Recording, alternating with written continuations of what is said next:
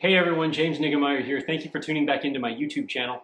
My last video was on Two Bait Tuesday, and that was about the baits that I would throw for the first, second week of June, early summer type stuff. One of the baits was a topwater lure, so that got me thinking, maybe somebody wants to know the kind of topwater setup that I use, the kind of rod, reel, line, and different things like that.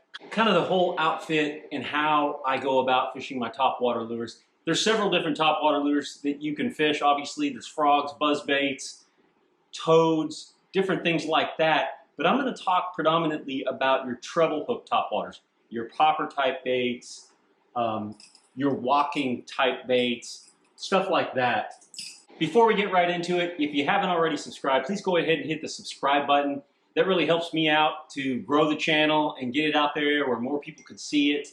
Also, if you like this video, please give me a thumbs up and drop a comment down below. I'd love to hear from you guys and see what your thoughts are about the video. With that, let's get right into it. So when it comes to topwaters, because I'm a taller guy, I'm 6'2", I use a little bit longer rod than maybe most guys. I like a 7.3 medium heavy. And 7.3, I find that I can stand up and still kind of point the rod tip towards the water and work the bait really well. So 7.3, medium heavy, and I realize that most of your medium heavies across all brands are probably not going to be set up the same, because some of them are a medium heavy fast, some of them are medium heavy moderate. For me, I like a medium heavy, and the action I want is a fast. So that's the rod. I'm using a Team Lose Custom Pro, and this is actually their Magnum hammer. When it comes to topwater fishing, as far as my reel goes, I like a 7:5 to 1 gear ratio reel. I like a little bit faster reel, and I pretty much settle in. That's kind of my norm for just about everything, is a 7:5 to 1.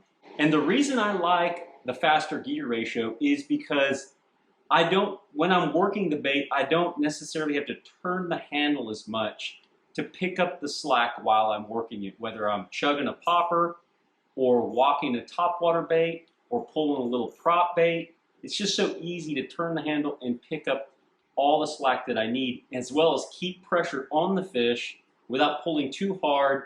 You know, some of these baits have, small little treble hooks, so you don't want to pull too hard, but with that quicker gear ratio, I can just lean on them and have that pressure on them. When it comes to line, I like braided line for topwater fishing.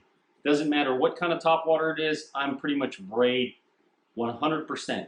Where it varies is some of my topwater lures I'm going to put on a leader, and some I'm not.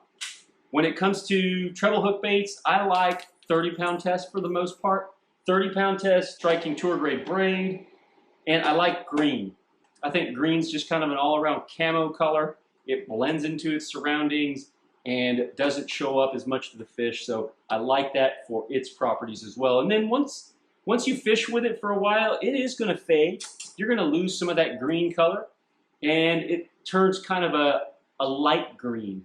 And I really feel like that light green on top of the surface really kind of blends in as well. So I think overall, even if you lose the color on your line, you're still in a good place. Now where things change. When I'm fishing a buzzbait or a frog, I'm going direct braided line. When I'm fishing more of my topwaters on a treble hook, that's when I'm going to go with a leader. And my leader length isn't terribly long. I mean, it could be as little as 10 inches to 2 feet to 3 feet. And I like basically 14-pound test to 17-pound test, and as much as 20-pound test. If I'm fishing more of my big walking baits and I know that there's bigger fish in there, I might go with 20, but 17 is a great one. If I'm fishing my smaller ones, then I might drop down to 14. And for my leader, I like copolymer, which is basically closely related to monofilament. But copolymer, it floats, braid floats, so it's great for topwater lures. But the thing that I like about copolymer is the fact that it has some memory. Braid doesn't have a lot of memory, and when you're working a bait with braided line, a lot of times that'll drop down and it might even catch that front hook, and it'll be a wasted cast. especially if you're working it and the bait moves across the water, it might overtake the line and run into it and do that, and you'll typically lose a cast. And that presentation, I feel like you want to maximize as many of your casts in the day, and I think the mono leader, I feel like the copolymer leader keeps you from getting some of those hangups that you could have with braided line direct to the bait itself. Another thing that I realized is when the fish start to school in the fall and I'm fishing a walking bait, some of the fish will come and hit the bait and it'll flop, and sometimes it'll catch that line, and I feel like it happens more readily when I'm fishing braid. Just that extra little bit of rigidity, memory in the line helps that. The other thing, I like a loop knot when I'm fishing my poppers, and I don't use a split ring, but when I'm fishing my walking baits, I won't use a loop knot, I'll just tie direct, and I will use a split ring on those. By using a loop knot or a split ring, it doesn't lock down on the bait and make it real rigid. The more action you can get out of the bait with, say, a loop knot or a split ring really helps, in my opinion.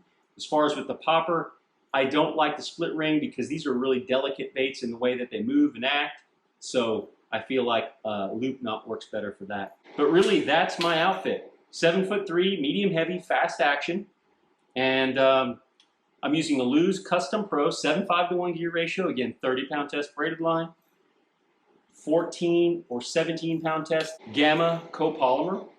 And it's actually called Polyflex. So that's my Topwater setup. Some guys are going to want to opt for a 7-foot or a 6'10" or a 7'2", something a little bit shorter.